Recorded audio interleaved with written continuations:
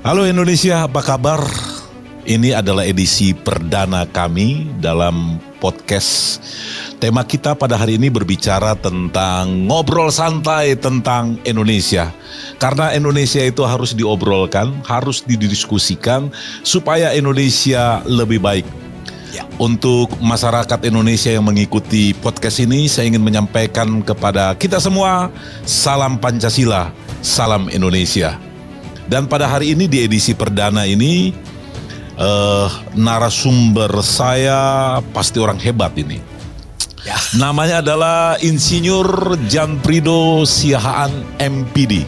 Ya Pak. Setuju. Ya. Betul. Apa kabar Pak Janprido? Sehat baik, ya? Baik, sehat. Oh iya. Puji Tuhan. Ya, Pak Janprido Siahaan MPD ini adalah dosen di Universitas Krishna Dwi Payana. Itu kampusnya daerah mana Pak? Jakarta Timur, Pak. Oh, Jakarta Timur ya. Oke, Pak Jan.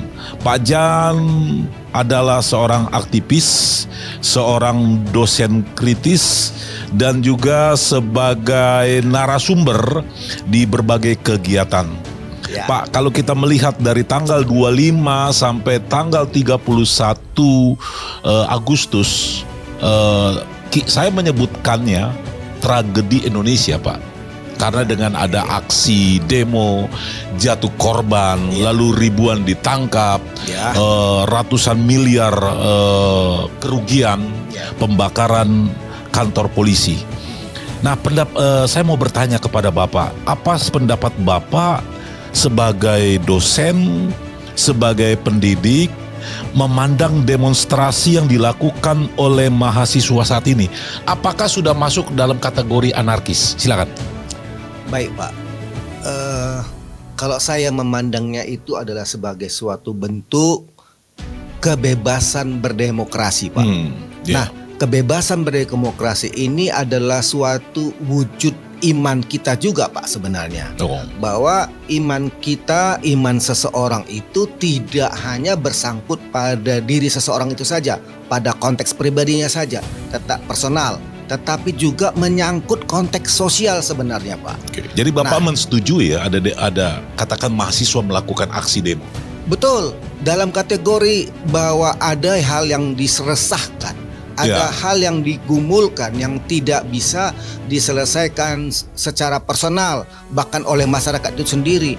Sementara mungkin mereka memiliki pengharapan yang tinggi kepada pemerintah, maka itu menjadi suatu luapan pengharapan dan emosi apabila pemerintah tidak memiliki kontribusi pada pengharapan mereka itu. Tapi kalau demonya sampai anarkis Pak, apakah ketika ada tudingan itu dilakukan, ini mahasiswa nih anarkis, menurut Bapak sebagai seorang pendidik, yang juga mungkin di situ yang demo adalah mahasiswa Bapak, bagaimana tanggapan Bapak? Seharusnya juga menjadi tanggung jawab pemerintah Pak dalam mengkondisi keadaan agar jangan sampai terjadi potensi-potensi baik mahasiswa maupun masyarakat itu melakukan tindakan anarkis. Dan di sini juga tidak hanya bergantung kepada institusi keamanan seperti polisi saja Pak, ataupun misalnya Banpol atau Brimob, tetapi dari pihak pemerintah, pejabat tinggi atau pejabat yang dituntut dalam pertanggungjawabannya memiliki memiliki wewenang dan tanggung jawab untuk berhadapan langsung dengan rakyat, misalnya anggota DPR atau pejabat-pejabat yang mungkin dalam jabatannya sedang disorot pada saat itu, maka seharusnya mereka juga memberikan respon yang bisa menyejukkan. Ya, dari tanggal 25 sampai 31, apa sih yang diresahkan mahasiswa Pak? Nah, kalau kita melihat bahwa latar belakang itu terjadi pada konteks ketidakadilan. Jadi masyarakat merasa diperlakukan tidak adil ketika hidup mereka sedang dalam pergumulan, kesulitan dalam kesejahteraan ekonominya. Pemerintah memberikan reward yang besar kepada anggota DPR sebagai wakil rakyat. Dan terlihat pada wakil rakyat dari sikap-sikapnya disorot oleh media sedemikian banyak, itu begitu euforianya, berjoget-joget tanpa memiliki empati pada saat ini, di mana rakyat justru merasakan banyaknya tekanan hidup yang mereka alami dengan banyaknya layoff, banyaknya pengangguran, banyaknya pemutusan hubungan kerja, dan bagaimana usaha-usaha sekarang ini yang dilakukan oleh rakyat untuk meningkatkan taraf hidupnya itu justru mengalami banyak hambatan. Oke. Dengan kata lain, demonstrasi sah-sah saja karena negara kita berdasarkan sistem demokrasi. Betul. Asalkan betul. jangan anarkis. Betul. Saya lebih betul, spesifik lagi Pak bertanya. Di situ ada pelajar, ada anak STM, bahkan juga sekolah saya sebut ya Gonzaga, ya sekolah itu mengatakan silakan untuk melakukan demokrasi. Memang harus punya peran bahwa pelajar juga bisa berpartisipasi dalam aksi demo. Apa nggak salah ini Pak? Jelas bagi saya itu bukan suatu kesalahan Pak. Itu juga adalah suatu proses mereka, pendewasaan bagi diri mereka untuk melihat bagaimana tantangan yang dihadapi oleh masyarakat masa kini Pak. Dalam konteks perjuangan melawan kebijakan pemerintah yang tidak pro rakyat, kita anggaplah dulu ya, tidak pro rakyat misalnya seperti itu.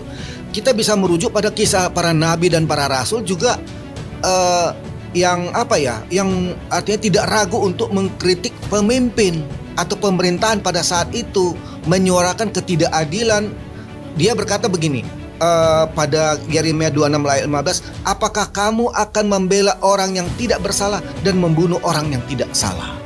Oh seperti itu ya, jadinya. Jadi sikap pro kepada kebenaran itu, sikap pro pada upaya mencapai keadilan itu harus didukung Pak. Tapi mereka masih SMA Pak, masih labil gitu secara psikologis.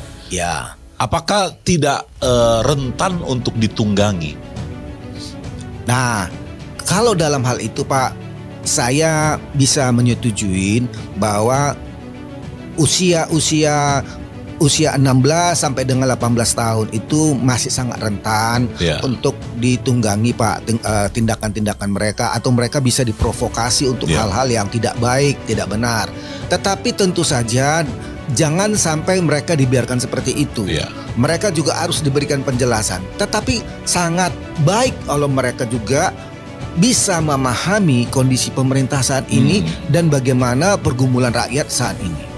Jadi mereka harus diberikan edukasi bahwa menyuarakan pro keadilan itu boleh saja, tetapi harus terpimpin oleh orang yang lebih dewasa. Oke, selanjutnya gini Pak, terjadinya demonstrasi berangkat dari ketidakpuasan. Nah sekarang Bapak sebagai seorang dosen yang berpikiran kritis, bagaimana menurut Bapak pemerintahan saat ini, apakah sudah sesuai dengan kehendak rakyat? Tetapi dalam faktanya pengangguran masih banyak, padahal pemerintah dalam Pilpres kemarin katakan akan membuka lowongan kerja di mana-mana, tapi dalam realitasnya tidak seperti itu. Nah, sebagai seorang katakan Bapak sebagai seorang dosen, Bapak mengkritisi pemerintahan kita saat ini seperti apa? Tentu saja saya mengikuti Pak, bahwa pemerintah saat ini adalah pemerintahan yang sah, terpilih oleh rakyat banyak. Namun tentu saja pemerintah yang bahkan pun terpilih secara mayoritas seperti ini tidak boleh menolak kritik atau tidak boleh buta terhadap kritik yang dilakukan oleh masyarakat.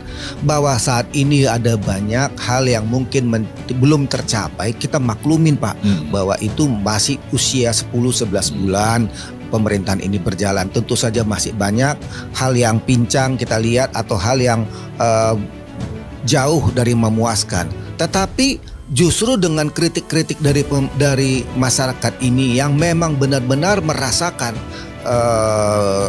penderitaan atau bagaimana rasanya kesempatan-kesempatan yang mereka bisa dapatkan itu ternyata tidak ada.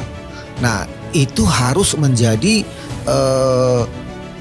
masukan bagi mereka Pak. Dalam program-program yang diadakan seperti MBG atau program-program yang lain yang artinya dianggap dapat menyerap tenaga kerja, hal itu ternyata sampai sekarang ini Pak belum efektif. Belum ya. Bahkan tingkat keracunan di tengah masyarakat bagi pelajar, bahkan juga keluhan dari guru-guru yang harus mencicipi makanan tersebut yang memang bukan wewenangnya. Itu menjadi masalah. Menurut Bapak bagaimana? Jadi kita mendukung program pemerintah makan bergizi gratis secara ideal, bagus Pak, secara ideal. Tetapi mungkin saja dalam pelaksanaannya tergesa-gesa. Dalam pelaksanaannya juga belum, artinya terlalu tergopoh-gopoh. Ingin melakukan hal yang langsung besar dan kemudian bisa sampai menjangkau seluruh masyarakat, itu rasanya terlalu terburu-buru Pak. Itu terlalu kita bilang itu terlalu nafsu kita bilang. Nah, sementara bisa sebenarnya dilakukan itu dengan misalnya memilih masyarakat-masyarakat yang di daerah terpencil dulu sebagai uji coba. Pekerja MBG itu suatu proyek besar yang mungkin bisa kita bilang akan diadakan 4 tahun ke depan. Lalu kenapa harus tergesa-gesa, harus mencapai target seluruh masyarakat, seluruh pelajar Indonesia? Harusnya Pak dimulai dari hal-hal kecil dulu sampai kemudian termanage dengan baik, terkelola dengan baik. Kita hindarkan hal-hal yang justru menjadi program ini menjadi celaan bagi banyak orang. Nah, apalagi kalau di tengah perkotaan di mana orang diberikan jajan atau misalnya diberikan makan dengan nilai 15.000 sampai kepada siswa hanya tinggal sedikit, itu seringkali tidak maksimal Pak. Tidak artinya tidak memuaskan. Jadi pendapat Bapak merasakan MBG ini belum memuaskan ya. Nah, di sisi lain Pak, saya mau bertanya Pak. Sebagai umat Kristiani Bapak ya, sudut pandang Bapak bagaimana mengkritisi keadilan, ketidakbenaran dalam konteks keindonesiaan, tetapi juga akan di sisi lain punya tanggung jawab untuk mendoakan negeri ini. Apapun namanya, Indonesia adalah negara kita dan kita mau Indonesia maju. Bahkan 2045 ini Indonesia adalah macan Asia. Menurut Bapak bagaimana Pak? Tindak keadilan itu ketidakadilan itu harus disuarakan Pak. Jadi harus ditegur, harus dikritisi. Kita tidak mengkritisi subjeknya Pak, tetapi segala pelaksanaan ini kita tidak mau memandang jelek kepada orangnya, tetapi segala tindakan pelaksanaan yang tidak tepat sasaran, yang justru menimbulkan pro kontra di tengah masyarakat, kontroversi, bahkan banyaknya misalnya kerugian di tengah masyarakat yang keracunan ataupun mungkin ada yang dirugikan dari tindakan seperti ini, harus terus diperbaiki. Maka saya berharap pemerintah membuka telinga, membuka mata untuk melihat kritik dari pemerintah, dari rakyat itu. Jangan hanya menerima laporan dari orang-orang terdekat yang asal Bapak senang. Itu bagi saya Pak. Iya Pak. Kritik dari saya. Closing statement dalam podcast kita edisi perdana dengan judul Demonstrasi dan Demokrasi. Ada closing statement Bapak yang ingin Bapak sampaikan untuk masyarakat yang menyaksikan acara kita ini, apa harapan Bapak? Silakan. Kita semua masyarakat cinta pada negeri, cinta pada negara, cinta pada tanah air, dan kita mau yang terbaik. Pemerintahan yang terpilih kita dukung dalam melakukan program-programnya. Tetapi pemerintah jangan sampai anti kepada kritik dari orang-orang yang mencintai mereka. Jadi demikian closing statement dari Bapak Insinyur Jan Pridosian MPD sebagai pemerhati, sebagai dosen dan juga sebagai rohaniawan di acara pertemuan kita pada hari ini Pak. Senang bisa bertemu dengan Bapak, senang bisa berdiskusi Bapak di acara kita Ngobrol Santai tentang Indonesia. Saya Sabta Utama Siagian mengucapkan terima kasih untuk semua yang menyaksikan acara ini. Salam Nusantara, salam Pancasila. Sampai ketemu di edisi selanjutnya.